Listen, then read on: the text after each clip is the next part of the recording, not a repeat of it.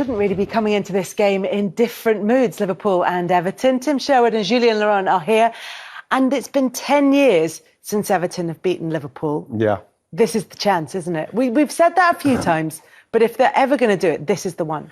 Well, yes, you have to say that coming off of Liverpool's last result, coming up against an Everton side that started the season magnificently. Let's have it right. They're playing fantastic football. They've got some very good signings. Alan, Decore, obviously James Rodriguez. So you're looking at a team now that looks like they're ready to do what Everton have threatened to do many years. They seem to be getting it now. It seems to be happening. So, but we'll have to see what happens. We'll see what happens in this game. And then we'll see how they can progress, how they can remain consistent, because that's what it's going to come down to. Yeah, they've had the win against Tottenham, but otherwise it's been maybe teams, although looking at the run of results, but maybe teams that they would be expected to beat, the likes of West Ham and Brighton for Everton. But it's the confidence that they're going to bring into this derby, isn't it? Yeah, they can't be higher on confidence. You know, Wright is absolutely right. The signings have hit the floor running. They all look fantastic. We've got a poor goalkeeper in Jordan Pickford who's making mistakes, but in spite of him, they're still top of the league. I disagree, though. I think it's not a good time to play Liverpool. I think it's the first time we've seen a capitulation like that. They are the champions. They're the champions for a reason, because they've got a leader in Jurgen Klopp who demands a certain level of performance. And obviously the international break would have hurt him because he hasn't had the time to work with the boys for the last 2 weeks. But he'll make sure they're right. I mean, we saw a player sitting on the bench there at Aston Villa in Jordan Henderson. For sure, he will be back in that starting lineup, because with him in the team, I don't think they would have seen that capitulation. They were void of a leader. We thought Van Dijk was that man, but he seemed like he had no control over the game. It just got away from him. They have to put it down to a blip. But for me, if I'm Everton, I would have wished they would have won that game because they are going to be wounded and they're going to come out fighting. And I think it's a difficult game for Everton. Tim was talking about the fact that the players aren't really going to have had full training sessions in these 2 weeks because they've been off on international duty. But not all of them have been away. And some of them that have been, like Jordan Henderson, it's probably been good for him to get a bit of game time with England. Game time, practice, I think, sharpness and match fitness after being injured at the start of the season. You think about Mo Salah and Sadio Mane, for example, for different reasons, but not being involved with the national team. And on the contrary, Richarlison and James Rodriguez had to go to South America to play with Colombia and Brazil. So did Roberto Firmino. So maybe in the end, it sort of levels up. But certainly the last 2 weeks, Carlo Ancelotti would have had maybe more players to work with at training than Jurgen Klopp. And that might play a part in the game on Saturday. Although when things are going as well as they have been for Everton under Carlo Ancelotti, it looks as though his message has got through to those players, that it's just continuing with what he wants them to do. Because as well as bringing in those signings who've started so well, it seems that the players really know what their roles are within that setup. Yeah, they do. And you can't take away from, obviously, you have to mention Dominic Calvert-Lewin and the way he has progressed under Carlo Ancelotti. And you have to say, I think I mentioned it before at one stage, that if they remember when everybody was clamouring, how come we haven't replaced Lukaku? How come we haven't replaced Lukaku? And the thing with that is that it gave them the opportunity to continue to play Dominic Calvert-Lewin. He wasn't scoring the goals as frequently as he's scoring them now, but he was in the team and gaining Premier League experience, so that you think to yourself, if he does start getting the kind of service and getting into the box where he is, you see, I'm always telling you, Kels, where he is, then he's going to start scoring goals. So I think it worked in Everton's favour for Dominic Calvert-Lewin to actually, to them to not sign a player after Romelu Lukaku. Now he is already there for them. He's not falling in their lap, but he's come good. You look at someone like Richarlison. When he went there for the 40 million, everyone was saying, oh my God, how can they pay that money for him? Richarlison for me is one of the top young players in the world. When you look at Dominic Calvert-Lewin, like I say, you look where he is, on the shoulder, it's getting goals like that. They all count, He's in there, the one-touch finishes, brilliant header again there. He's somebody now with the service. And the fact that Everton now, Kels, they're not so in such a rush to get forward, Jules. You see them now, Tim, they're not blasting it forward, they're playing it now, taking their time, looking for openings. Is that because they can rely on Calvert-Lewin to convert those chances? And they can rely on the fact that if it goes into him, he'll link it up with James Rodriguez, and they keep the ball in that third of the field where you can start really creating chances and making things happen. Well, what do you make of his development as a striker, from someone who's kind of been around the squad, has become more of a permanent fixture, but now, as Wrighty said, his role is more refined, it's more specific, isn't it? I think for now, Dominic must feel like previously he was a poor relation. And all of a sudden now, the manager like Carlo Ancelotti, who's won 15 major honours in his career, is really stuck with him. And that gives a player like Calvert-Lewin such confidence. You know, you've got a man, they've tried it. You know, Moise Keane's come in there. They've tried to bring strikers in under the nose of this boy. And he must be thinking, well, they're trying to find the solution. I need to be that solution. And in the end, it's good coaching from Ferguson as well. Mm-hmm. I mean, Duncan Ferguson's helped him out hugely. He's a player in a similar mould to Calvert-Lewin. And Ancelotti, the top manager, you know, who's been around with world-class players, who's just told him a few things. Stay in the width of the goalpost, work on your first time finishing.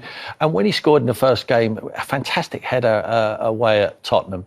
And then he's continued to score. The confidence is so high. He feels like he will score in every single game. Whereas before he was thinking, well, I'm going to sit next to the manager. You know? And now he knows he's the mainstay striker. Yeah. You know what was really evident is that when they played Tottenham last season, and we're talking about, I don't know, maybe from July to when they played them this season, the change in the team is literally just on its head, the way they played. It was quite a dreary game. It weren't a great game, but like the way they played them this time, they were all over Spurs. And this is what we're seeing from Everton now is a brand of football that they're probably going to move forward because they've got them two in the midfield, Decore and Allen. As the base duels. It would be a midfield battle again anyway, because Liverpool have been so strong in that department. And now with Doucouré, Allen and Andre now is fully fit against Henderson probably and Wijnaldum and Fabinho or Thiago maybe, whoever Jurgen Klopp plays as. But this is where if Everton can dominate like they did against Spurs or in the other games, I think Liverpool would really struggle to feed the front three, and also they would be exposed defensively. And it's also, as Wrighty said, because they can be more patient, or they can be more patient in their build-up, because they've brought in someone like James, whose demise was sort of prematurely reported, really, wasn't it? Yeah, although if you look at the numbers, apart from last season where really he fell out with Zidane, was not playing, but even at Bayern Munich, it was not too bad. But certainly before that at Real Madrid, he had some really good numbers in terms of goals and assists. And I think the talent that was always there, it was more about putting him in the right environment, good attitude, let's work all together, let's be a big family, we all love you. And I think he needs to be loved a lot. But that left-hand side, the right-hand side with James, the left-hand side with Richarlison, and Luka Digne as well, for me is one of the best left-back in the country, is really, really dangerous for whoever plays against Everton. And I think Mo Salah and Trent Alexander-Arnold would have to be very careful against Richarlison and Digne. Yeah, absolutely.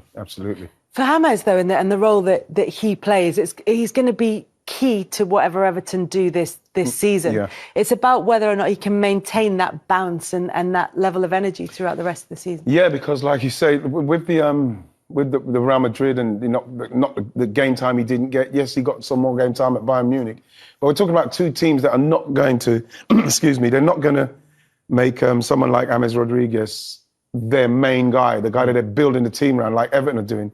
And what we're seeing is that with a team like Everton, if you can build a team around someone like James Rodriguez, you are going to get a lot of joy. You look at him picking up the ball, and in these areas of the field, look at the quality of this ball. This is what we're talking. This is what Everton have got now. We thought it was going to happen with someone like Gylfi Sigurdsson, you know what I mean? But unfortunately, it didn't happen for him. And then you've got someone who can arrive undetected in the box. You know, not only with the creativity, but then getting in the box and scoring goals as well. Somebody who's not going to be afraid to get on the ball anywhere on the field. And he can create. I think he's really enjoying the fact that he's a big fish in a small pond, you know, with respect to Everton Football Club. But he's been at two of the world giants, you know, Real Madrid and Bayern Munich. And he's just another player. And I think his best performance we've ever seen, James Rodriguez, is for Colombia when they build a team around him. And I think he's getting that same environment now. He's very difficult to pick up. He plays on that right-hand side. He comes into the pocket where the left-back doesn't really want to come on him. And if it's Seamus Coleman who's occupying the left back and he creates that space for him, he drifts in, he's got a good knack of knowing when to stand still and he finds the ball. And when he gets the ball and he gets his head up, the strikers move. They know that he's got the ability to be able to find them with the pass. And which was really refreshing when he scores a couple of goals in his last game. He's trapping that back post. When the ball is on the other side, he's not standing out here just trying to look pretty. He's actually getting in the danger area on a 6-yard box. He's had 2 tap-ins. They looked easy. There wasn't easy finishes. We've talked a lot about how well Everton are doing and how well it's going for them. But we've already seen this season that anything can happen and there will be difficult patches for them. What's James Rodriguez like in that kind of situation? When you talk about how much he needs to be loved, how he likes being that big fish and that star player, what's he like when it's not going so well? And we were saying with Wright a bit and Tim before the show, it's like now he's travelled to Colombia as well to play those 2 qualifiers. He would have to come back. I think physically at some point he might have a dip because he hasn't played much for the last 18 months. And suddenly is the intensity of the Premier League. He's playing almost every 3 days, pretty much, let's say. Travelling as well with the national team, coming back. There's this big game now. And I wonder if at some point physically he will struggle a little bit. And then Carlo will have to find another way of having that creativity. Yeah. If James is a bit down, maybe you will give Sigurdsson to the team or Andre Gomez, you push him up a bit more or something like that. But if he's not on a good day, I think they will struggle a bit to create. I want to ask you as well about this kind of identity that Everton are building, because they do have a very kind of strong sense of who they are as a club and what they stand for. It was David Moyes who sort of coined the phrase the People's Club for Everton. Seamus Coleman came from Ireland, famously, as the song goes, for £40,000. And then he's come in and he's really sort of taken on that sort of feeling around the club. He's had these meetings where he's shown players videos of Everton teams in the past, what it means to be an Everton player. And I thought you'd probably be the best person to answer this, because having gone to Arsenal, not as an Arsenal fan, but now being so much part of their fabric, how important is that sense of belonging? Well, it's understand. Once you understand what it means to the fans, I suppose you can say the same with once you find out what it means with Liverpool and how the Liverpool fans are. It's no different with Everton, obviously. But the point is with Liverpool, at the moment, you can say they were European champions, then they were Premier League champions. So you can attract players from success. Of course, but when you're trying to teach someone why the club's important, why it matters.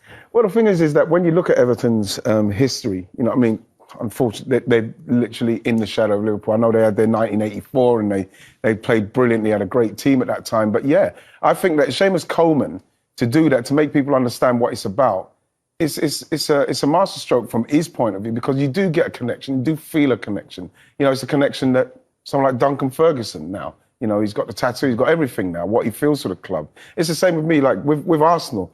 Arsenal have always been a team that we supported from the estate because of David Rocastle. Yeah.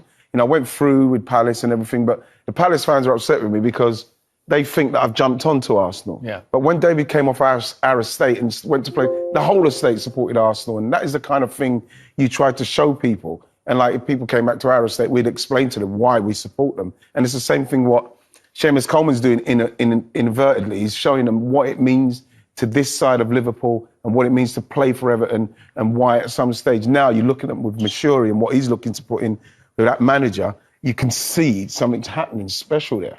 Is it just a PR thing with the fans, if you like, when players talk about the connection with the club? Or is it something that you can get genuine results from? You can get that little bit more out the players. I think so. And as a manager, you get more time. If you're giving the fans what they want. I played against them in 1987. I made my debut. They won the league that year. Yeah, they won the league. They were the champions. And when I come off that pitch, I was thinking, it was my first game ever. I played for Watford against them at Goodison. And it was the atmosphere. I mean, it was just a blur. I was thinking, surely it's not going to be this difficult every single week.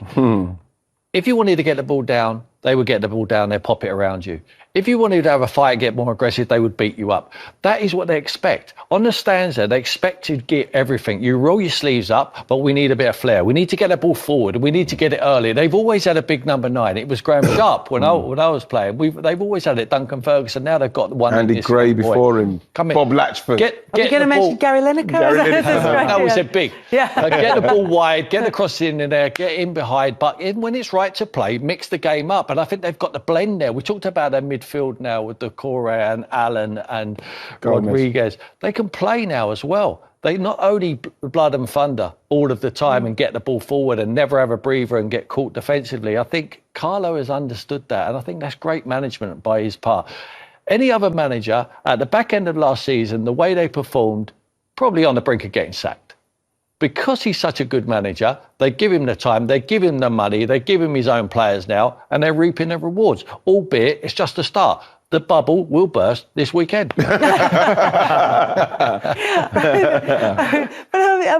that point about the style is an important one, because historically Everton is the school of science. They were known in the early days for playing football the way that we think of football being played beautifully now. Yeah, and Carlo Ancelotti, on the other hand, has never been an ideologist like Pep Guardiola or even Jurgen Klopp, but certainly he knows how to get the best of his team, well organised. His son Davide is a big part of the coaching staff as well with the players, and I think he had a very clear idea of how he wanted to play. He just needed the players, as we said. Yes. Alan in the holding role, Doucouré to be that box-to-box player, Andre Gomez is a bit more technical, and then they know exactly what to do with their fullbacks, to do with the wide players. Calvert-Lewin knows exactly what to do as well, and I think he starts with that, and then I think he